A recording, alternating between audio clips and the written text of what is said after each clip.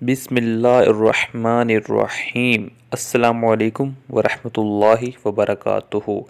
दोस्तों, welcome back in my channel PK Desi herbal. उम्मीद करता हूँ कि आप सब खैरियत से होंगे।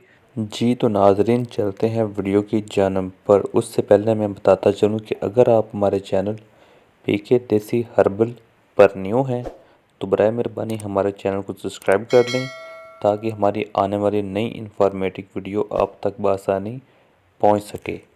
जी तो हमारे वीडियो का टॉपिक था नीम के पत्तों से बालों की खुश्की का आसान इलाज। नीम के पत्तों को सुखाकर पाउडर बना लें। 2 से 3 खाने के चम्मच नीम के पाउडर में थोड़ा सा पानी शामिल करके पेस्ट बना लें और बालों में मल लें। आधे घंटे के लिए छोड़ दें। आधे घंटे के बाद फिर किसी अच्छे शैम्पू से सर धो लें।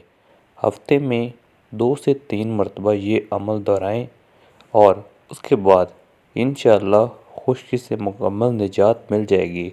ये काम आपने लाजमन एक हफ्ते में 2 से 3 मरतबा लाजमी करना है। उम्मीद करता हूँ कि आपको हमारी ये छोटी सी वीडियो पसंद आई होगी।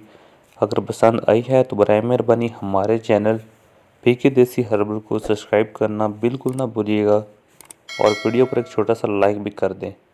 जज़ाकल्लाहु खैरा। अल्लाह हाफिज़।